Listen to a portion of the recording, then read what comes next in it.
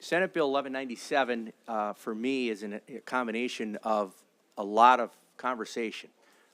We've been involved in the Line 5 issue from day one when it really took hold, and with concerns that people have had with the line being in the Great Lakes and the concern for the Great Lakes.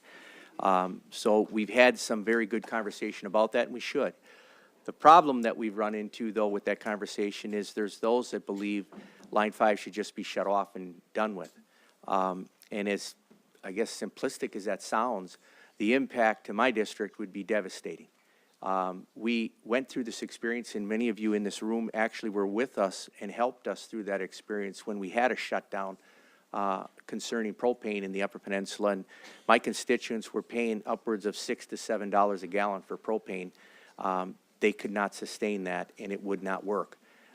So the idea of just shutting off Line 5, that's what you're leaving my constituents with. So there's been a lot of people working on this, trying to come up with solutions. I would also argue that some of the solutions that you hear about they sound good on paper, but if you can't permit it, it's not a solution. And I encourage people to stop saying it unless it can be permitted, because otherwise it leaves a false hope with people, and it's not fair. This is a combination of at least 4 years of people working on all the things that I talked about. And this was part of the conversation, but it's only more recently that a feasibility study had been completed and gave us at least the green light to start moving forward on the potential of a tunnel. And the idea of the tunnel, to me, solves more than just the not propane, but the whole problem of petroleum going through there, but other opportunities potentially are there waiting for us with the tunnel. Many of you, again, worked with me on trying to connect the peninsulas on power, electric power. We tried, but the cost was prohibitive, and the idea of putting an underground power line across that we were trying to get there, just too big of a hurdle. We couldn't get over the hurdle. But this offers us the potential down the road that this is something that would make things, we believe, a lot easier, a lot smoother to make that happen. So that's why I'm sponsoring this bill. That's why I'm hoping we can come together with some agreements to move forward. This is a long ways from being done, but I would also say that in many cases people were rushing to shut it down, and I'm hearing from some people now that were in that camp, now we're rushing to say slow it down. And I just don't see why we can't move forward on this, and I'm hoping that I can get your support to start this process. And that's how I look at this. This is a process. This is the next step, and we're moving forward. My hope is we get to completion at some point, but it's a process, and that's why I'm looking for your support to get this thing started. Thank you, Senator Casperson. Any guests for or any questions for the senator? Senator Hansen first, and then Senator Colwell. Yep, thank you. Thanks, Tom. There's been some concern about some of the mechanisms in here with the Mackinac Bridge Authority, and is the work ongoing on that so that we can kind of, at the end of the day, figure out, make sure that the authority is not, I mean, they got to be held harmless, because we can't have them put at risk as we move forward with this. Have you guys had discussions on that? Is that ongoing as we look at this? It is. It absolutely is. And I can tell you that having communications with some people that have been involved in the authority who I have a lot of respect for and think the world of, this has made this extremely difficult because of that issue. So I concede that, but again, I talk about the process, and I believe we're moving forward in the right way.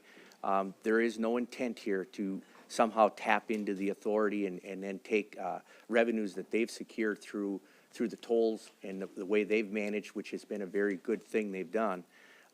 There is no intention to do that. So as we move forward, my goal would be to make sure, if we've got to make it crystal clear, we make it crystal clear that it does not happen.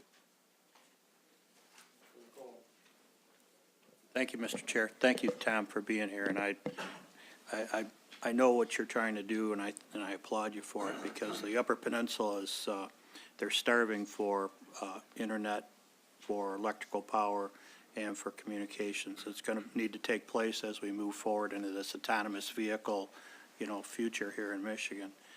And a tunnel is really probably the best way at this point in time to start thinking about.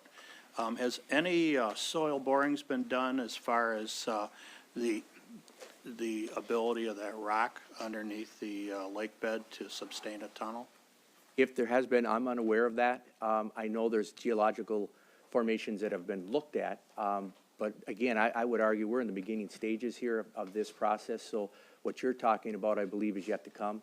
And that's why it is a process, because my hope is that the formations of the limestone are appropriate and they'll work. But I don't have that answer yet, and we won't be able to move forward until we do.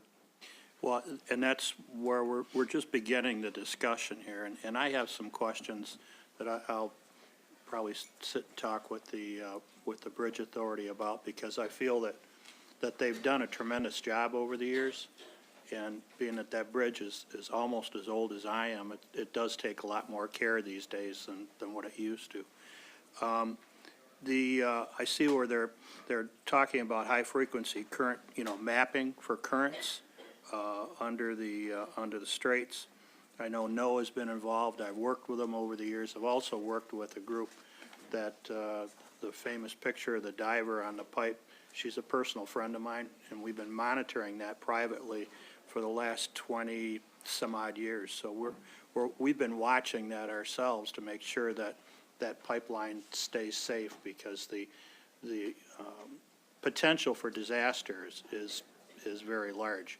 And we don't want that to happen, partially because of the water contamination. Oil doesn't dissipate in fresh water like it does in salt water. Also, the property damage it would do to areas of the state that we hold very near and dear, like Mackinac Island.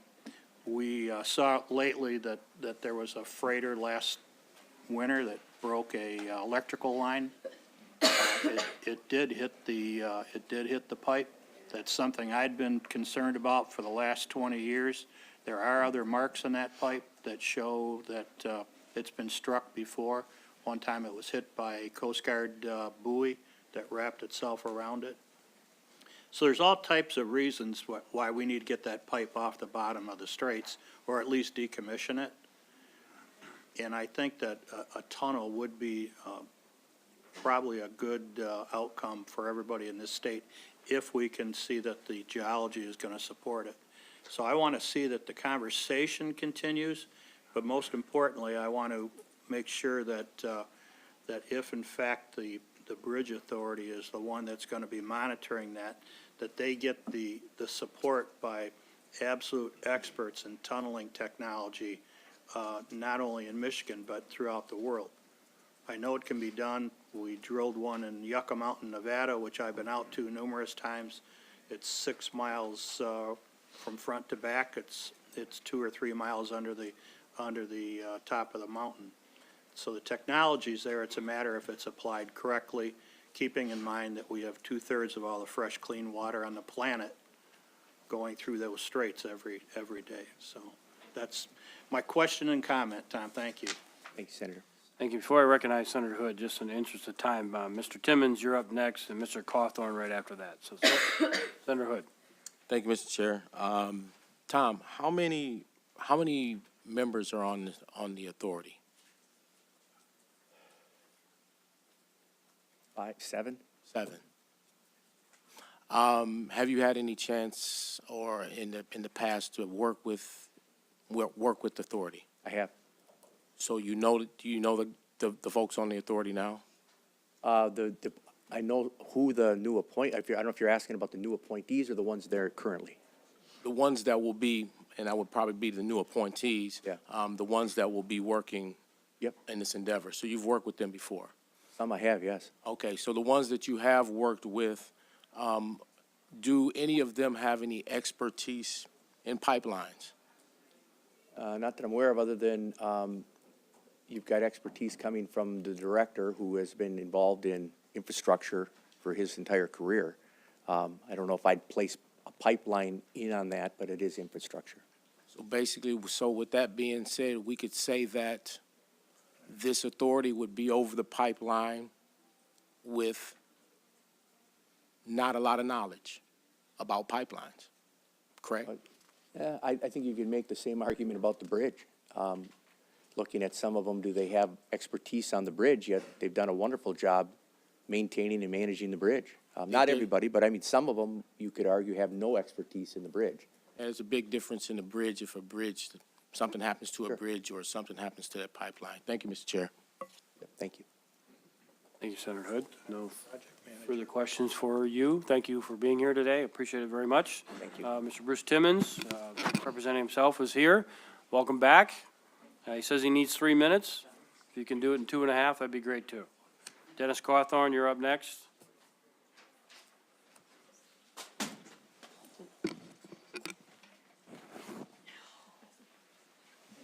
Senator Meekhoff, appreciate the opportunity to testify.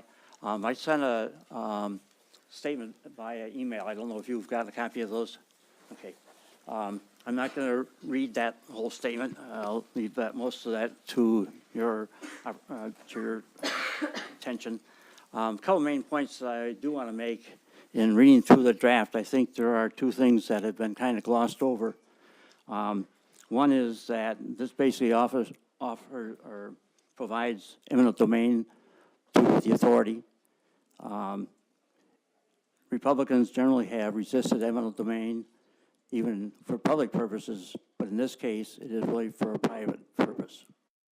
And I think that should be given some thought, because historically, this sort of cuts against the grain. The second is there's language in here. It is a small part, but it deals with the possibility that this could be taxed. In the language which is there, it says that the tax shall be paid from the revenues of the authority as an expense of maintaining and operating the utility tunnel. It doesn't limit the payment out of this new pot. It could obligate the bridge money to help pay for it. I think that language should be clarified at any event, because it does pose a question. It is beyond just the new authority, new powers that would be given to it. I've included a number of questions I think the committee ought to address, but I'll just limit my comments here to a couple of those. I know Enbridge has done at least one containment exercise in reasonably good weather conditions, and that they have agreed that they will not, that they will shut down the pipeline when waves are at a certain height. I have not heard what they do when the Great Lakes are covered with ice. Twice in the last 6 years, 90% of the Great Lakes froze over, including the Straits. I went up to Mackinac myself in 2015 and saw the ice field that stretched as far as you could see to the east and Lake Huron, and to the west Lake Michigan.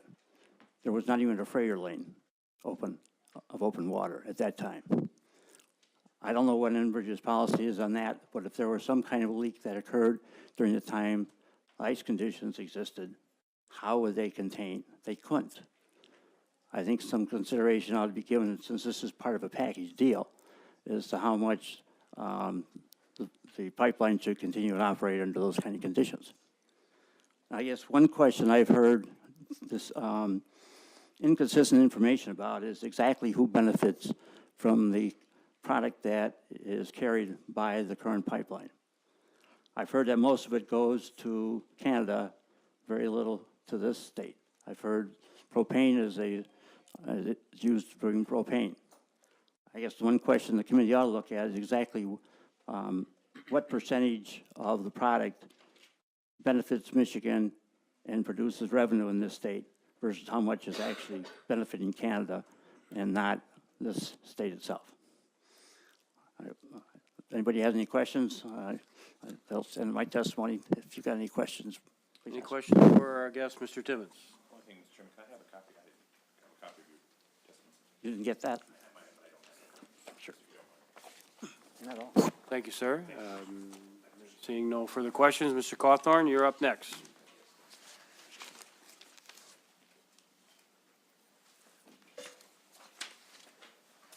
Thank you, Mr. Chairman and members. My name is Dennis Cawthorn, and I am here as a private citizen.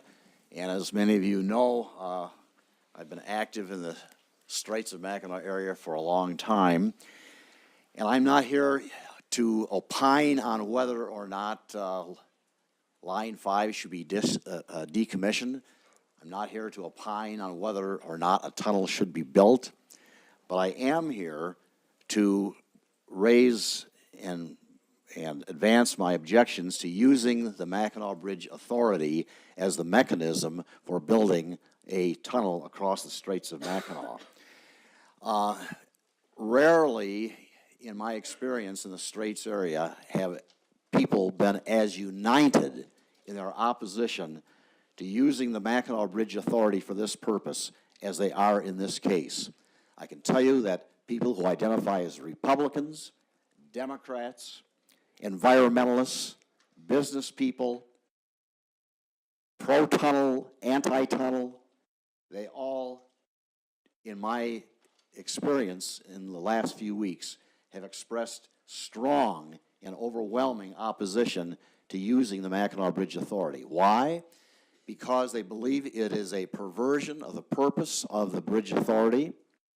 They believe it will be a millstone around the neck of the Bridge Authority. They believe that this will divert the resources of the authority.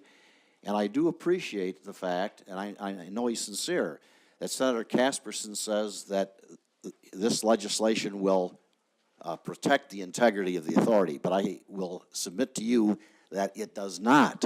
And I will give you some specifics and also some suggested remedies here in just a moment. The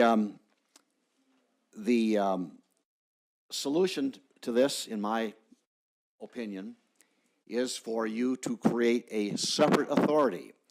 And contrary to what has been said by some people, this is not a difficult thing to do. You can simply, as you know from your own experience, substitute in this legislation a separate authority. And the legislation could be passed by the end of the year. The governor could make the appointments that he wants to make, and those appointments would be valid because unless and until rejected by the Senate, those nominations stand and the appointment is effective. And I suggest that this is a much better way to approach this than to jeopardize the work and the resources of the Mackinac Bridge Authority. So that is one solution. I would say that if you do not go that route, that at the very least there are 3 amendments that are essential to protect the integrity of the Bridge Authority and to protect the citizens of Michigan. And let me just briefly read to you, and I will submit to you, Mr. Chairman, if it's all right, the 3 amendments that I am proposing as being necessary to save this legislation and make it do what I know Senator Casperson wants it to do. Number 1, the authority shall not enter into any agreement whereby it binds itself to joining any other party in legal proceedings, nor shall it commit to pay the legal costs and expenses of a party with which it enters into a contract. Right now, Section 12 of the agreement that has been negotiated between certain persons and Enbridge commits the Bridge Authority to paying 50% of the legal costs of any litigation that arises in this matter. So basically, the Bridge Authority and the people of Michigan are paying Enbridge and their legal costs. And I think this is wrong, and I think it is wrong to commit the authority to having to defend in a lawsuit Enbridge in any challenges brought. So this amendment would make it clear that the Bridge Authority is not responsible for legal costs and is not bound and committed, unless it chooses to on its own, to defend Enbridge and these matters in court.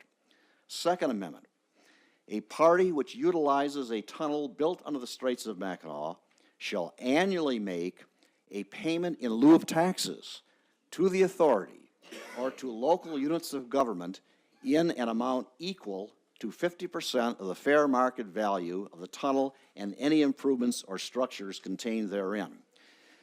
Under the existing arrangement with Enbridge, they will have the benefit of a tunnel and pay no property taxes for it.